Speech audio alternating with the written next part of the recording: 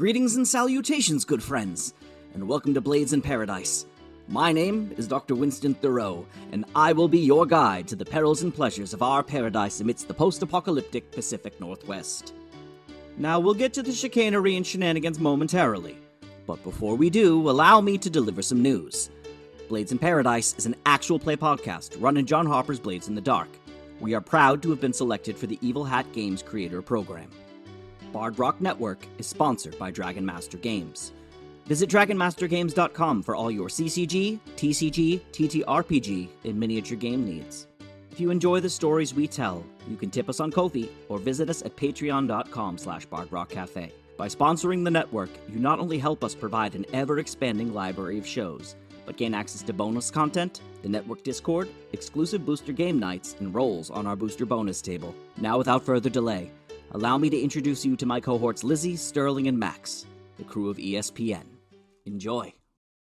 Blades in Paradise is a dystopian story intended for adults. These stories intentionally address challenging topics that might not be suitable for all ears. This campaign includes content warnings for gun violence, child endangerment, animal cruelty, unintentional misgendering of a non-binary person, substance use, and graphic descriptions of injuries, including the eyes. Listener discretion is advised. Hello, and welcome back to Blades in Paradise as we enter the third section of the famous 500. I'm Paul, the dark god who looms over you all, and as always, I'm joined by the separated scoundrels of ESPN. We're going to just go around and do introductions like we always do for each player and character, pronouns for both, and one fact about each character. Hot dog water left my head all swirling. Turns out we went ahead and lost our dear friend Stirling. It's Dr. Winston Thoreau. Hi, everyone!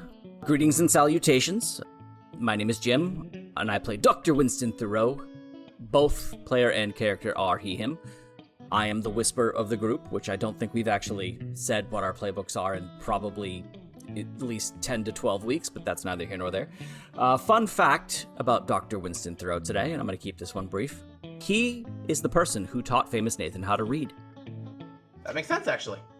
Yeah. And he's resented you for it ever since.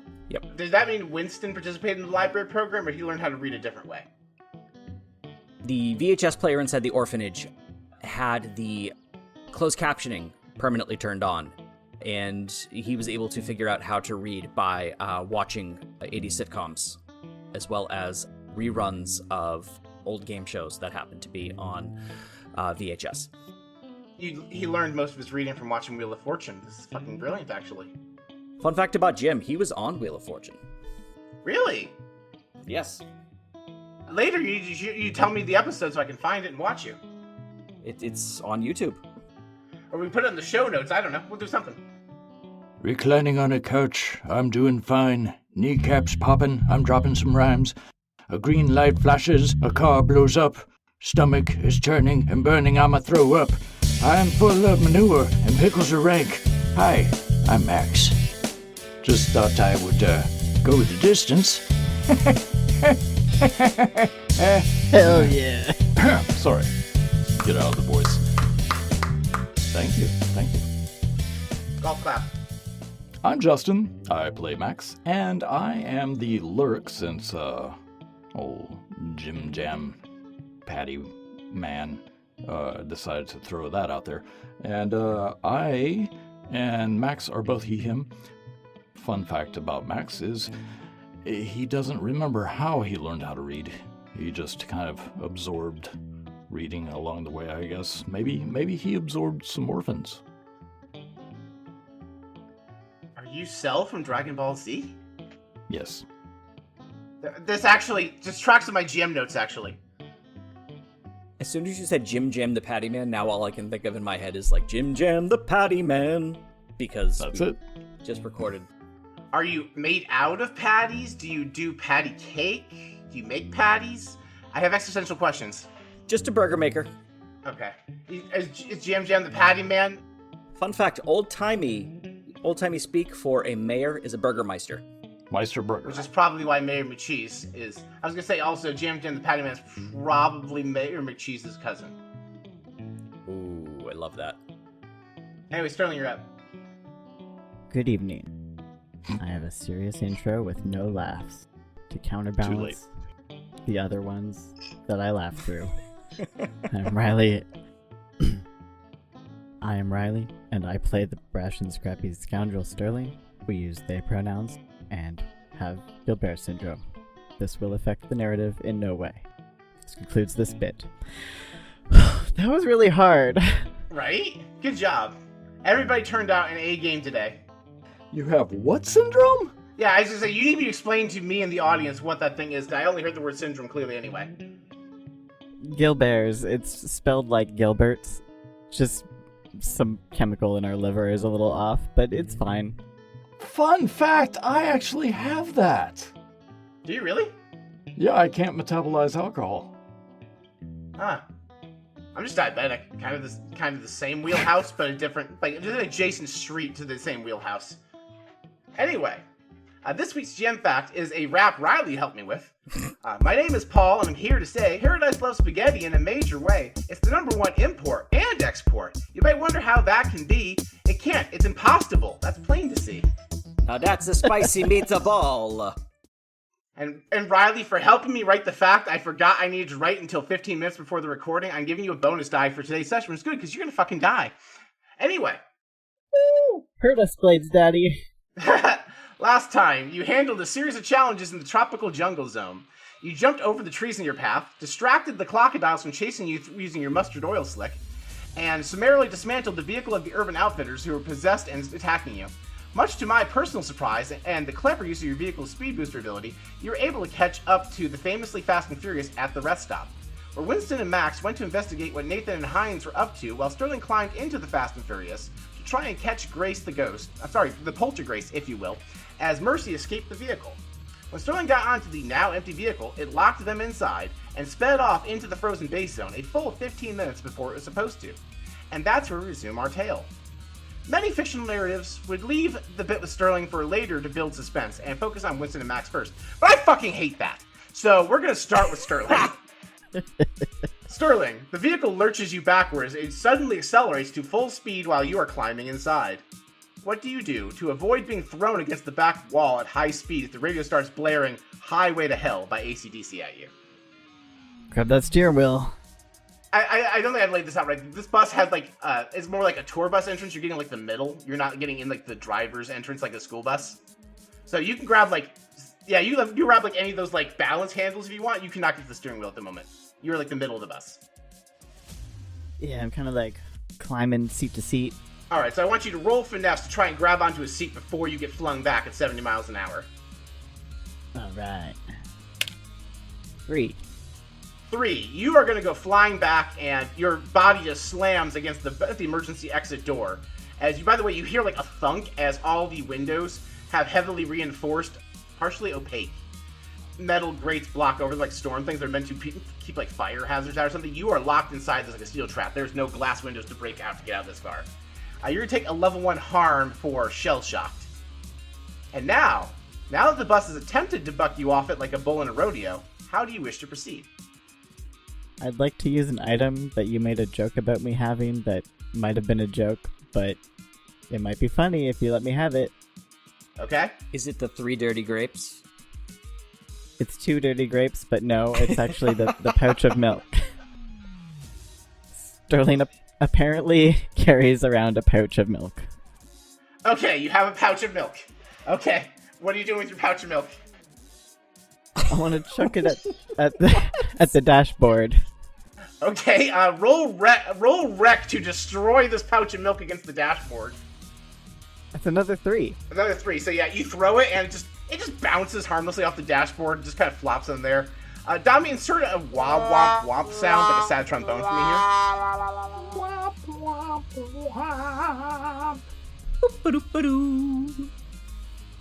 So now you hear the radio playing, "Now you're just somebody that I used to know," as the ghost of Grace flies out of the floor of the bus and lurches into your body, while the vehicle, without anyone controlling it now, continues speeding across the tundra as this ghost plunges into your chest. I need you to roll a tune to resist Grace attempting to possess you. Okay. This is not going to be a one and done if you fail you're possessed. Don't worry about that part. We're just going to see how you're doing. There's a clock. I would like to take stress to help. Explain how on earth you're doing this from so far away. Previously, I had given Stirling a lesson on what to do in the event that something like this would happen to them. I had given, you know how like a business is doing quarterly trainings? I brought everyone into the facility and I proceeded to give them their quarterly training about how to avoid possession by a hostile spirit, in which Ames provided me with some assistance in attempting to possess me, and I showed them how to fight off a hostile spirit, and then they all had to take a written test, and then they got a certificate stating what a good job they did. Oh, okay. So Stirling, before you announce your role, would you like to take a flashback that would be 1 stress to give yourself a bonus die to have the doc have done that for you? Sweet, yeah. 1 stress. Yes. You attended an OSHA training. Congratulations.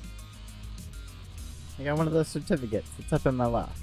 I didn't realize you didn't have the certificate with you. No bonus die. Sorry.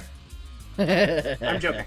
The Occult Safety and Helping Association, or... The Occult Safety Hazards Association. There we go. That brought me up to a 4. 4. Mixed success. Stirling, while Grace is inside of your body, you flash back. You're a small child, no older than 8 years old, and your friend Mercy has just recruited you to play street battle ball for the first time. You're both on your way to the local pool where the kids play, and you see a lithe girl about your age walking away in tears. Can I join your team? The other kids don't want to play with me. Yeah, of course. Right, Mercy? Yeah, I don't see why not, Stirling. I don't think I've met this girl before. Well, thank you so much. I'm Grace, by the way. I'm Stirling. Oh, it's so nice to meet you, Stirling. And I'm Mercy. Oh, thank you, Mercy. And so you go to practice, and Grace volunteers to hold the ball while you do the kickoff for battle ball, Stirling. Oh yeah, no, I can hold the ball. I'm good at that part. All right. I line it up and run towards it. And as you swing your foot forward, she pulls the football back exactly like the Peanuts joke that everybody saw coming I was doing, including my fiance from the corner who snickered. Haha, I got you! She giggles as you whiff and fall on your butt. Yeah. Stirling gets up and tries to sort of play it off like they're not embarrassed. Yeah, great prank! Bazinga! Yeah, we're all in on the joke. Yeah, Stirling, nobody's laughing at you, we're all laughing with you!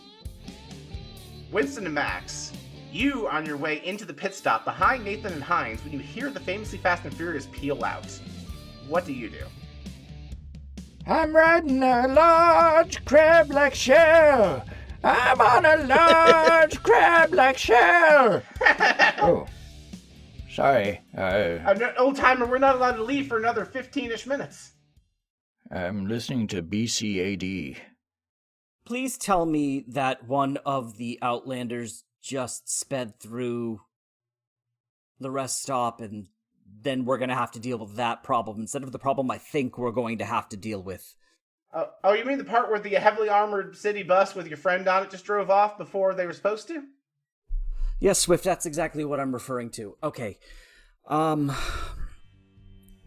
we need to come up with a way to try to mitigate as much of this disaster as possible. Max, do we go after Stirling? Do we... Or do we just... Of course we go after Stirling. I mean, Stirling already took off. We're far behind at this point. We have to go after because well, the Stirling car went first. can't leave for 15 minutes. If the car leaves, we're disqualified from the race, and so are the mortal souls of all of the people of Tightwad. Are we included in that number? Well, no, our souls will be fine. We are technically not residents of Tightwad. That being said, I would prefer not to have to deal with whatever occult issue that the famous family has in... You know what? Max, I am going to go figure out what exactly Hines and famous Nathan have planned for those souls. Here, I'm gonna hand you this. I'm gonna flash back to directly before, as I handed Stirling the vacuum. And I'm gonna look at Stirling and say, Stirling? Yep. I'm gonna give you my vacuum cleaner that I just invented, that is brand new and is very special and important to me. Now, you know you need to give me some form of collateral so that way I know that you're going to return it in a safe fashion. Okay, what can you provide me at this point in time? You can have the Ducker call. I don't know if it'll work for you. That's a great idea. Let me we'll do some tradesies, and then we'll trade these back once the race is over. How does that sound? All right, take good care of it.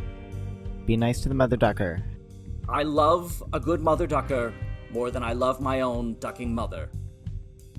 Well said. Thank you. Flash forward, you're going to take 1 stress for that flashback. Do you know, have handed off the mother ducker call? I'm going to give Max the mother ducker call. And I'm going to say, tell Mercy to go use our power-up to charge the battery while we're sitting here.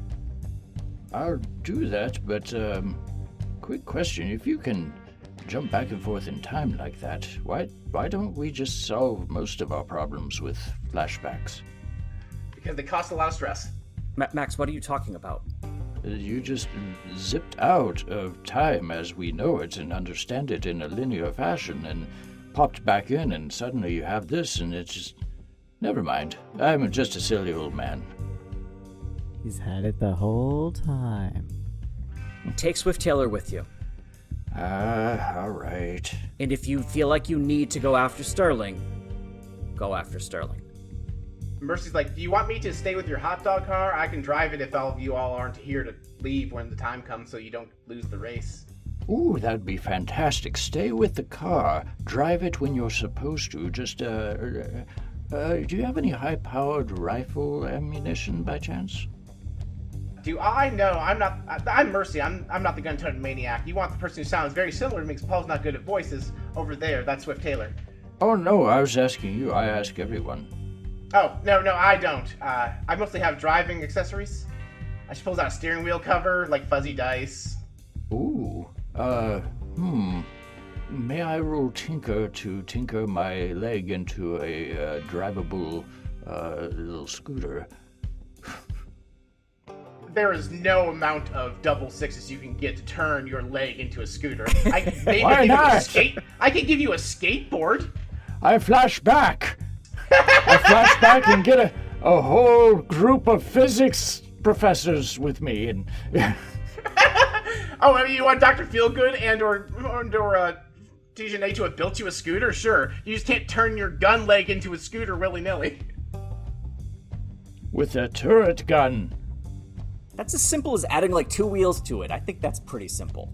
No, 2 wheels and a handle. It's basically the material for the handle. You don't have a board yet. Anyway, how much do you want a scooter?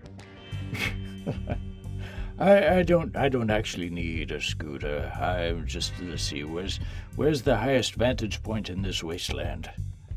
I mean, you're at this pit stop. You are kind of like at a hill at the top of the tropical jungle zone. That somehow magically on the other side of this hill is a tundra zone. So yeah, you're like on a hill that like is somehow a hill at the end of the jungle on one side and a hill in a disparately different biome that shouldn't be able to be directly adjacent to this biome on the other side. There's just a stark 10-yard distance between the two that's relatively temperate for this pit stop.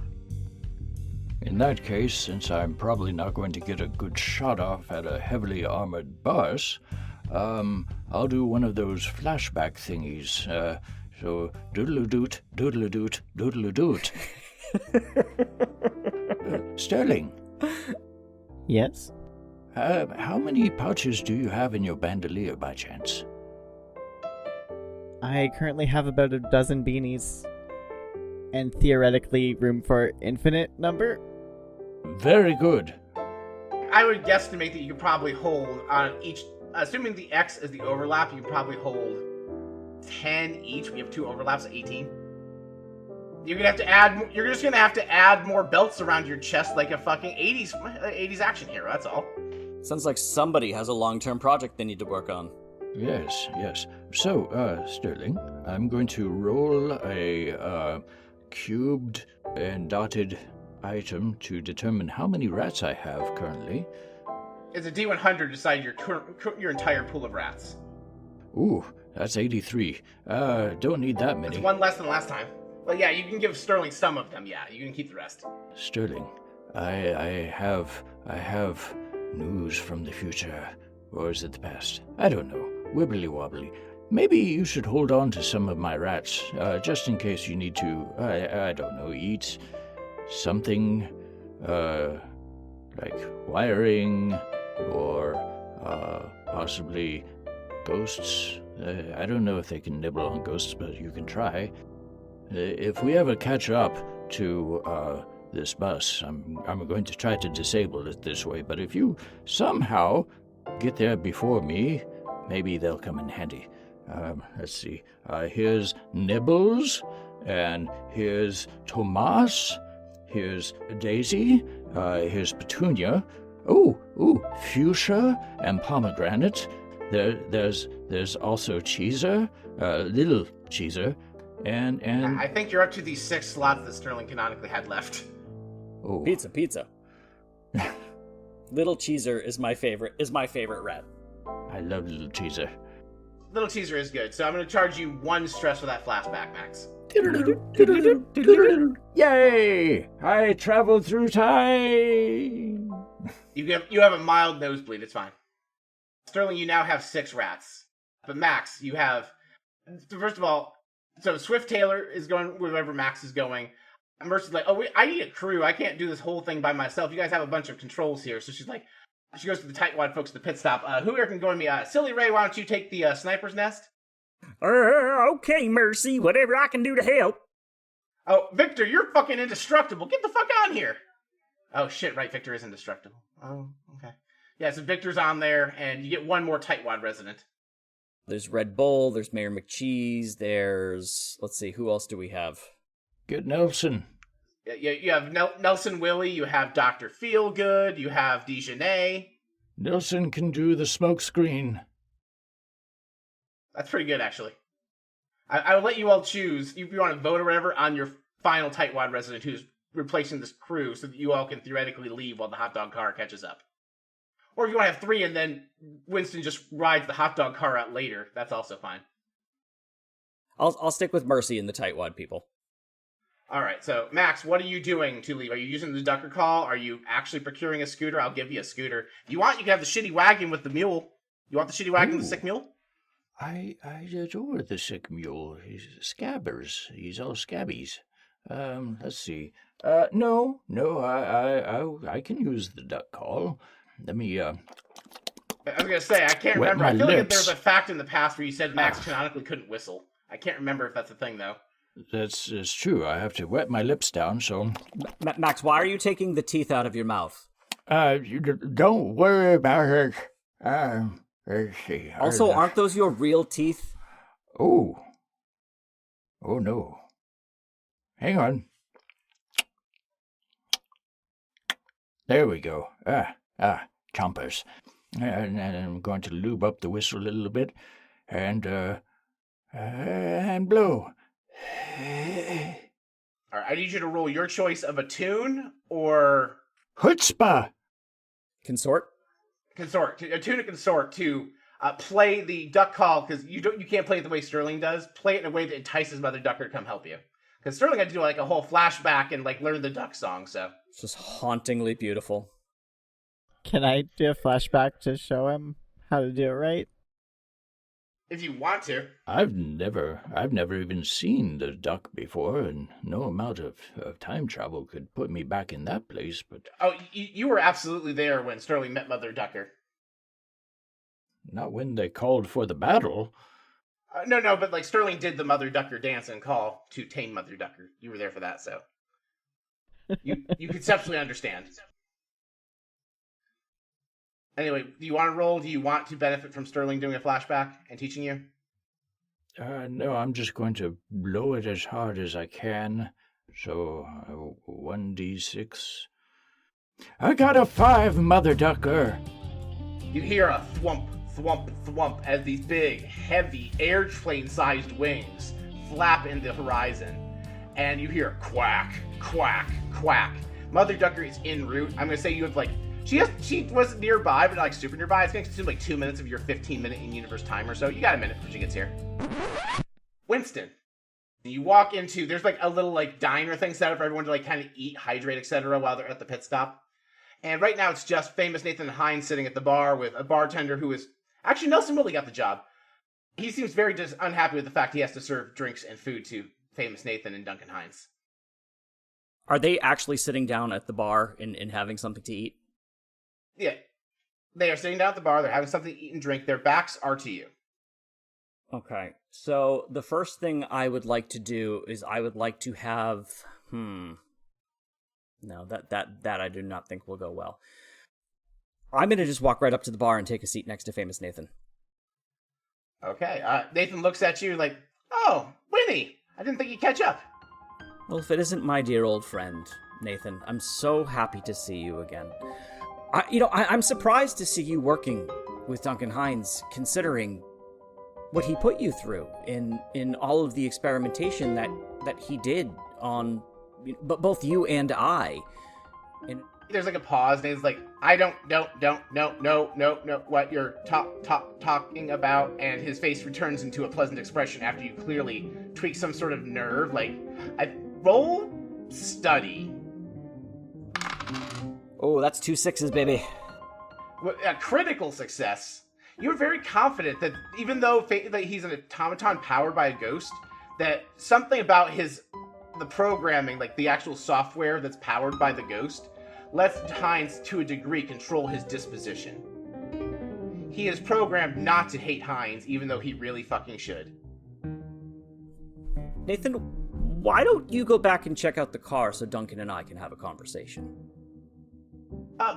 Sure, good old buddy. He grabs his hamburger and walks out, and you hear him scream in the distance, where the fuck did the bus go? Anyway, that's Nathan. Hi, how are you doing, Winston? Duncan, I want to make one thing incredibly clear. I know exactly who you are as a person. And I know exactly how low you can sink. What I don't know is why you want the souls of all of these Outlanders. And you owe me for a myriad of reasons, so I think the first thing you're going to do is you're going to tell me exactly what the hell is going on right now. Roll your choice of sway or command. I should make you do command. I'm going to let you have the option for sway. Okay, so let's see. That's going to be... Yeah, that's going to be 3. 2 5s. Well, I don't know all the details, dear Winnie, but basically, it's my understanding you can't call me that. I'm going to stop you right there. We're not that familiar. I mean, I've seen you naked, and I've done medical care, and it's fine. It's fine, Winston. It is. So I don't know all the details, Winston, but Granny Smith, she wants the soul contract for some sort of ritual. She's trying to summon some sort of powerful dark entity. Well, a group of dark entities, actually. A group of dark entities. Oh, this just keeps getting further and further complicated. Duncan, do you understand that whatever it is that Granny Smith has planned will probably lead to either your unemployment or likely demise? Oh no, my security is assured. I am the master of science for the famous family and Lantern Corporation.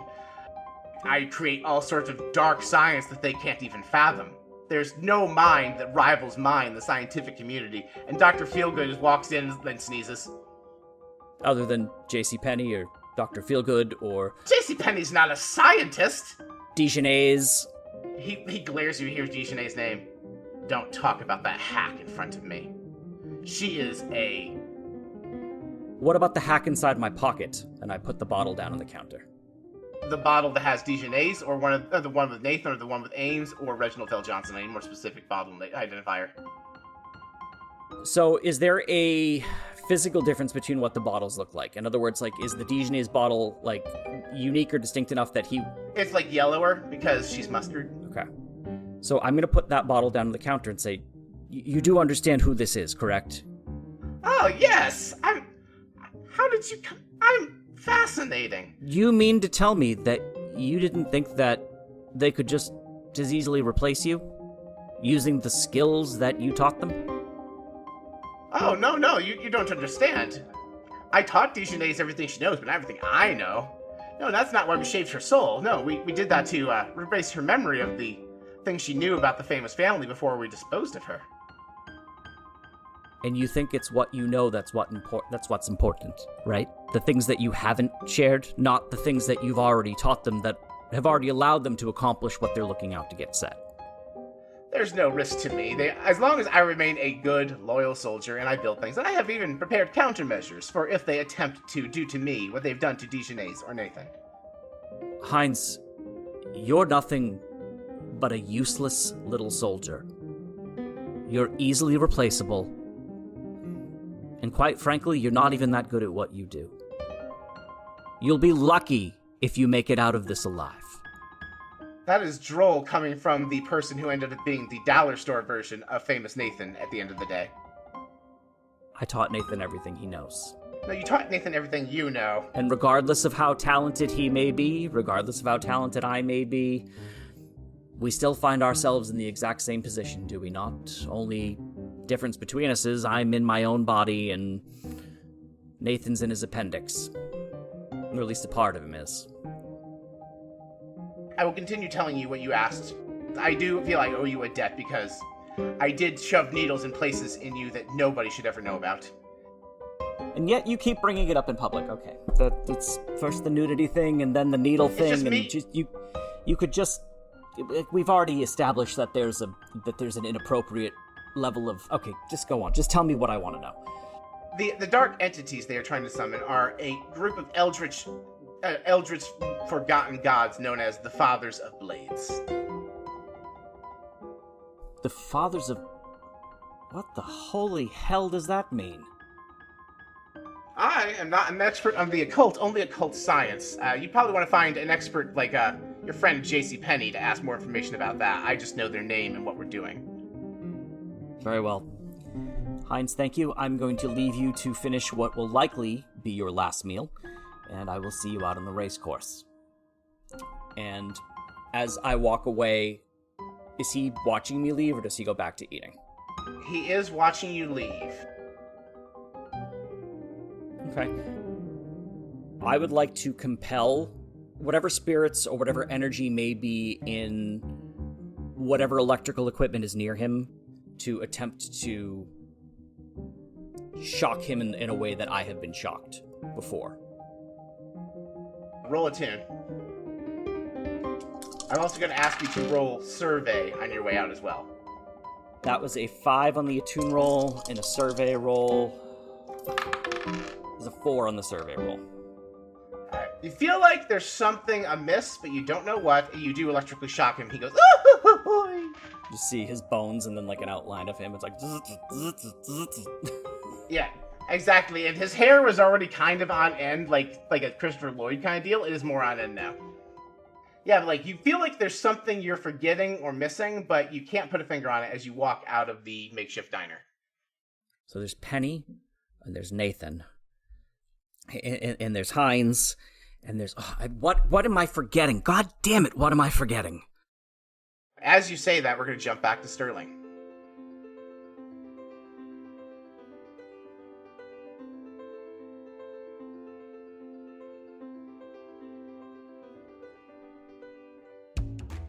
Doc, why is your office full of sausage? Oh, greetings and salutations, Stirling. Stirling, I've discovered the secret to beating the famous family at their own game. De Bruno's Italian Market. And they're a sausage company? Oh, they're that and so much more. They have cured meats, cheeses, crackers, and anything else you might want to put together a posh charcuterie party. Not only am I distributing all of that here in Paradise, but our listeners can order all that from the affiliate link in our show notes. That's great, Doc. These will make great gifts for our friends, family, and coworkers, too. Darn tootin', Stirling. We flood the market with De Bruno's high-quality Italian meats, and then we bankrupt the famous family. With De Bruno's Italian meats, this truly is paradise.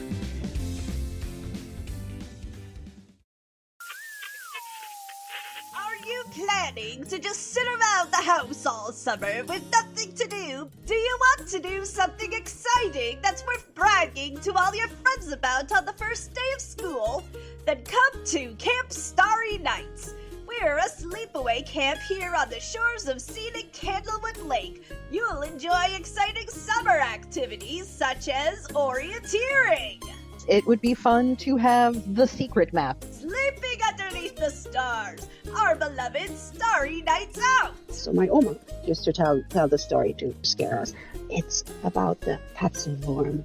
and even strutting your stuff for all your new friends in our popular Starfinder talent show.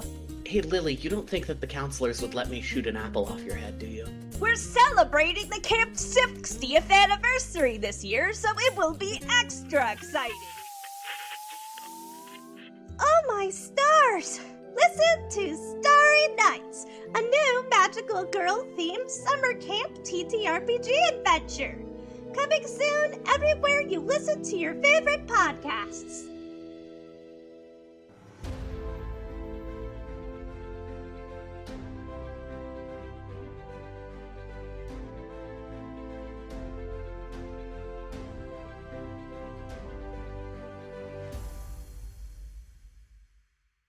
Stirling, you fade back into consciousness from the possession-induced flashback. You manage to expel Grace from your body as her spirit goes back into the bus to control it as it continues careening through the tundra. What do you do? I'm gonna scare the hell out of you, and that's a promise. I'm gonna keep trying to get to that dashboard. Okay, yeah, so you trying to do anything different than just grabbing onto the seats? Rocket boots? Rocket boots, okay. I'll give you a bonus die on your finesse roll to move forward with the rocket boots helping propel you. 6. 6, okay, so with a 6, you rocket towards the front of the bus. You have, there's a bunch of seatbelts that keep lashing out, trying to, wrap around you and pelt you, but with a 6, you just whip right past them. You make it about 3/4 of the way to the front of the bus, as the bus abruptly slams the brakes, because you are rocketing forward without that bus is a frame of reference. You keep going forward and slam into the heavily reinforced windshield. Of course I do. Because you rolled a 6, you're not going to take harm. You're just, stunned for a second. As Grace's ghost jumps back into your body. Roll a tune again. 4. 4. Another mixed result. You find yourself in another flashback, jumping forward to when Stirling was 15, maybe 16. I'm not personally clear on the timeline, but around that age. Kind of elder teen, still a minor. You, Grace, and Mercy have sort of become part of this punk rock anti-establishment rebel circle. Undermine the rich and powerful paradise, mostly via theft and vandalism. Only Grace keeps burning bridges with everyone in that circle by screwing them over on jobs or, not taking an unfair cut of the jobs. No one wants to work with her. Mercy actually refuses to even hang out with her anymore. But you've mostly gotten to know better, but I think we both know at your core that at this time, Stirling, an ultimately forgiving person that wants, to a fault, that wants to assume the best in others. So Grace comes up to you one day and says, just one more job, Stirling. I promise, this is the biggest score I've ever found. We succeed here, we can live on easy street for the rest of our lives. Alright. Let's do it. Great, so the target is the Famous family. Their famous film facility in the Artisan District has a ton of coin on hand by the end of the weekend that can't be deposited until the banks open on Monday morning. So we're going to sneak into the studio, clear out their vault, and live like royalty. Or you can give your share to the poor or some shit. I don't fucking care what you do with it. Alright, yeah. I'm sorry, I'm blanking on how to plan a crime. Do you have blueprints and stuff? Oh, sure, yeah. She pulls out some blueprints. She's like, so here's the layout. Obviously you're the muscle, so if we have guards, if we encounter any guards, it's your job just kind of, and she does a punching motion so you don't knock them out or whatever. And I have this crew of 2 other people, and they're friends of yours, acquaintances, people that she hasn't burned the bridge with, but no one's super important. They don't need a name for this purpose. So basically what we're going to do is we're going to get the bags of money, and then I set up a zip line at the roof of the studio. It's going to go down the side of the mountain faster than the stairs, and it's going to go down, 40 flights or so, and deposit there. I'll go down first so that you guys can send the money behind me to safety, and then I'll unload the money, and then you just follow me down the zip line. Easy peasy, right? Yeah. Yeah, don't go off without a hitch. So you fast forward to that job. It actually does go off without a hitch. You get to the zip line, Grace goes down, you send down all the money. It's a ton of money. It is a king's ransom in coin. And as the last bag gets down there, and you're about to load on the zip line, she cuts the line, leaves you all, clearly trying to steal the score and let you get caught. And on your radio, you say, sorry, Stirling, it's just business. And that's all you hear on the radio as the Paradise PD sirens close in on you on the rooftop you're on. I look to the nearest rooftop and jump. Well, we know how this jump goes because we already did the flashback to the last arc of you injuring yourself and getting dinosaur bones. We sure did. That's where the flashback is going to end. is you jumping and you just seeing the ground come real quick because you don't have rocket boots yet. So you come back from the flashback with like a stinging pain in your leg because you remember that landing. And you once again successfully expel Grace from your body. Max. Hey. Mother Ducker has arrived. Alright, get on, old man. Did she just say, get on, old man? Swift Taylor's like, get the fuck on the duck. That's what we're doing, right? Oh, yeah. You got a buddy in a bus that's gone? Ghost lady is really nuts. Pick up the call. It's a little shrill. Ducky deeds, quack not cheap. Ducky deeds, quack not cheap. Oh, sorry. What are we doing? Oh, getting on the duck. Here we go. We're gonna duck up that city bus. That's what we're gonna do. Roll command or consort to try and steer Mother Ducker towards Stirling. I am not good at either of those, you know. I mean, there's not an animal handling. I don't think you'd be good at that either. Probably not. I'll give you a bonus die because you have trained animals to do simple tasks for you. Ooh, thank you. It's very magnanimous of you. I got a 5 as my high roll. Yeah, with a 5, Mother Ducker gets to a height and you like kind of see the bus. It's kind of hard to see because all the snow stuff. You kind of point as she starts flying there, but it does have a decent head start and it's gonna take a bit. Ah, very good. While I'm up there, can I prep my rifle? Sure. Awesome.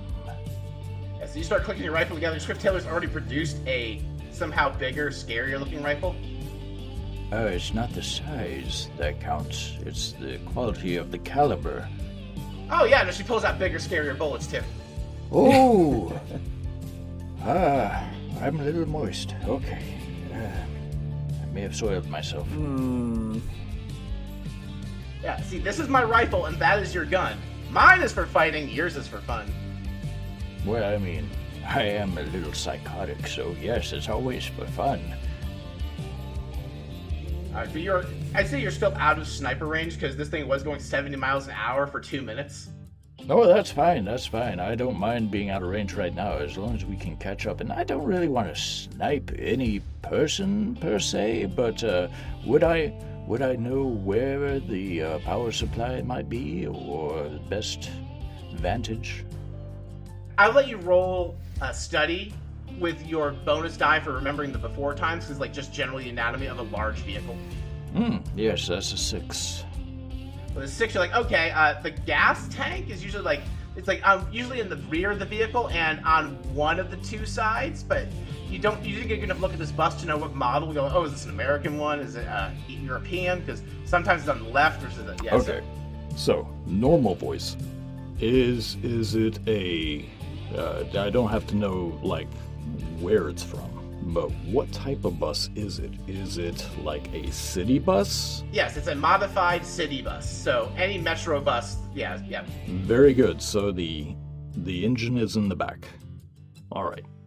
Yeah, so you know that. You have that in your mind. Because you went through the trouble of knowing that, you will have a bonus die when you go to shoot it later. Yay! Winston, what are you doing as you leave Duncan Hines behind, besides trying to figure out what the fuck you forgot? Well, hopefully what you're saying is I check my pockets to make sure I still have Dijonais on me first. That's the first thing I do. Oh, that is expressly the thing you were missing. Good job. You left it behind and Duncan Hines has already pocketed it. You did not say, I pick up the spirit bottle and leave the bar. You just left. Well, what? Okay.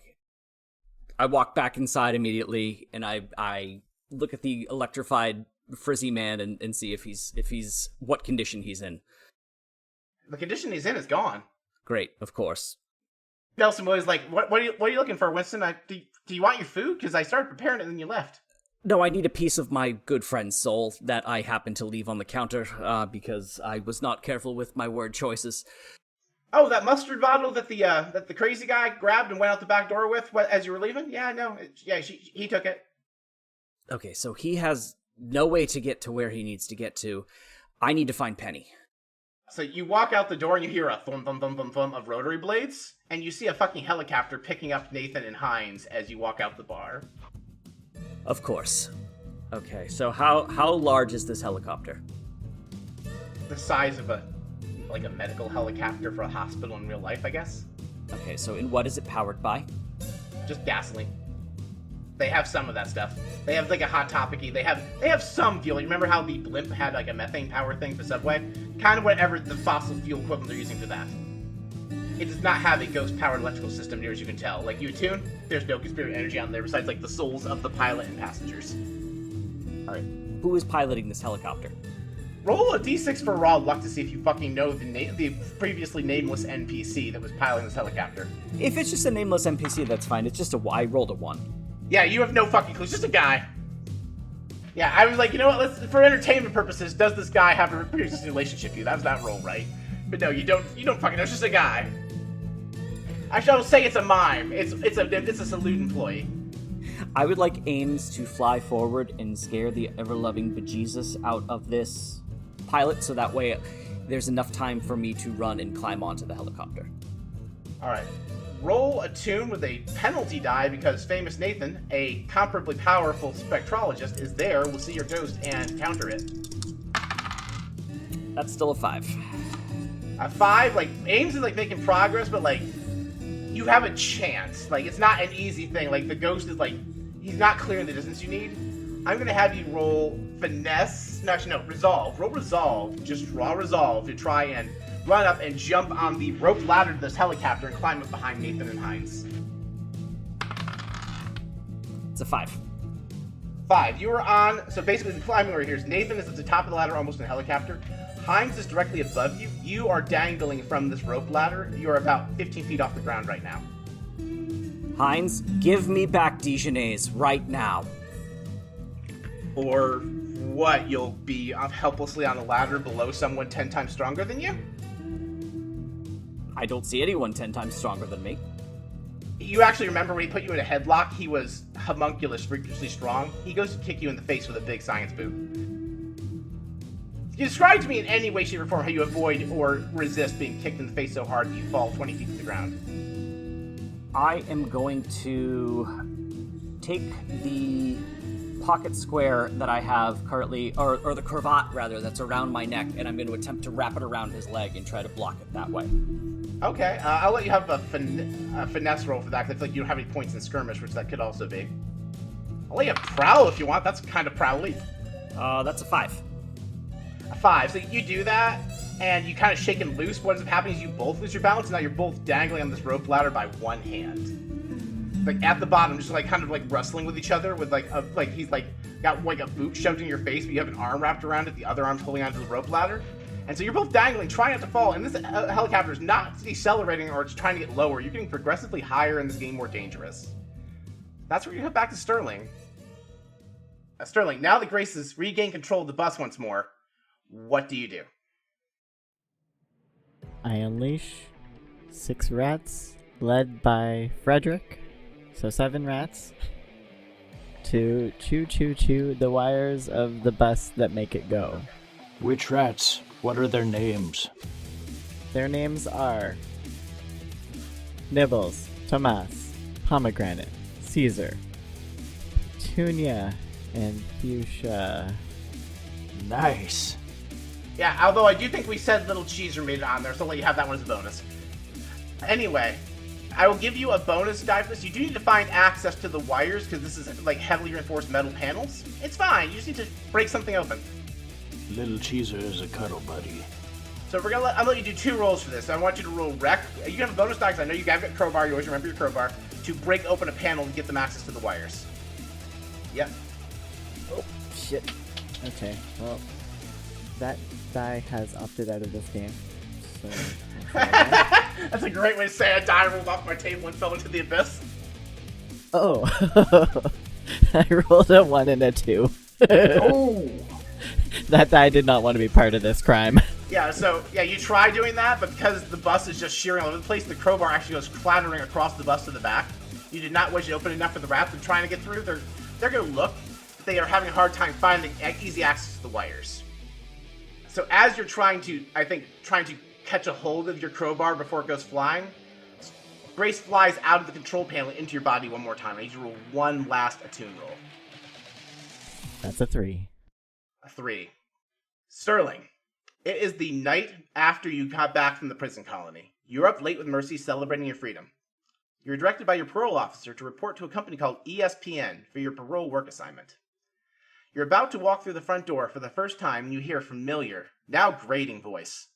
Well, if it isn't my oldest, dearest friend, Stirling Ackred, you're a sight for sore eyes. Wow, you're still here. Interesting choice. I'm here and better than ever. Since the last time I saw you, I've become an informant for the police and a private consultant for the police, actually. They thought that I did excellent work testifying on that crew that tried robbing the famous films facility. The one you were on? That got me a very high-paying job as a consultant for the police. Is that your way of thanking me? Why are you here? What? I just heard that you're on parole, and I want to say I am happy to see that you're a reformed member of society. And if you ever need help with any sort of criminal matter, investigation, if anyone ever does you wrong, she hands you a business card. I don't take it. It says The Amazing Grace on it. Of course it does. And then in smaller font it says, and William Sonoma. Interesting. I checked my pockets for some kind of breakfast food to throw at her. Roll a d6 for raw luck. D6 for pocket bacon. Oh, that's a 1. With a 1, you reach in and all you have is a half-eaten banana. I was going to give you something funny like a syrupy pancake if you got a 5 or a 6, but no, you get a banana that has 2 bites taken out of it. I put my hand in my pocket and just my fingers right in the banana and I'm just sticky and annoyed. It's one of those brown bananas that just turns to mush the moment you touch it. Yeah, no, this isn't a good projectile because all it does is turn into banana pudding in your hand. And you try flicking it off and most of it just goes off in a random direction. It's not good. Anyway, she just says, anyway, I just wanted to see how my dear old friend was doing. I do wish you the best on your parole. And she walks away from your very heated exchange. The door to ESPN headquarters opens up, and you see a rotund, bespectacled, gray-haired man. Did I hear that right? Are you Stirling Ackred? I shake the banana mush off my head. Yes. Hello. I've been expecting you. Benjamin Franks, the CEO of ESPN. Let me take you inside and show you the ropes. And you can tell me all about that job you apparently pulled on the famous family. It takes guts to go after someone that rich and powerful, and frankly, I need people with guts around here. And that's where the flashback ends. Stirling, you fall deeper and deeper into your memories as your body goes slack and you're no longer at the wheel, so to speak, because you failed that third and final check after 2 mixed successes. Winston's doing the helicopter thing. Max is flying towards this bus, but neither one of them is aware that Grace is now in complete control of your body. But Max, what you see as this bus no longer has anyone steering it because the ghost that is controlling it is not at the wheel. This bus is hurtling at 70 miles an hour towards a frozen over lake. What are you singing as you see Stirling about to get plunged into a icy frozen death in this bus? So as we are flying, I grip tighter and try to tell Swift to do the same thing, and don't really care, but na na na na na na na mother na na na na na Ducker. Na na na na na na mother na na na na na na Ducker. I'm in the middle of a giant duck's back. I looked round and roared a giant duck quack. In mid-race, I thought, what should we do? And I knew Swift shoots the engine through. Sound of the guns jumpstarts my heart. Thunder of quacks pull me apart. You've been mother ducked. Thank you. Very you. nice. I will say, as you finish singing that, in addition to seeing the bus careen towards a watery grave for Stirling, you also see, as you hear a sound of rotary blades off the corner of your eye, Winston dangling now about 100 feet off the ground with one hand holding onto a rope ladder, the other hand holding onto Duncan Hines, precariously likely to fall out of a helicopter. It's a living. How many people can this duck hold? I mean, it is a very enormous. It is bigger than a death claw from Fallout. Ooh. It's basically a dragon, but a duck. Yes. It is a kaiju. You can carry Winston if you save him, but you will lose more distance on Stirling. The decision Max is going to open on next time is, do I save Stirling or do I save Winston? Ooh. And that's where we're going to end tonight's session. Decisions.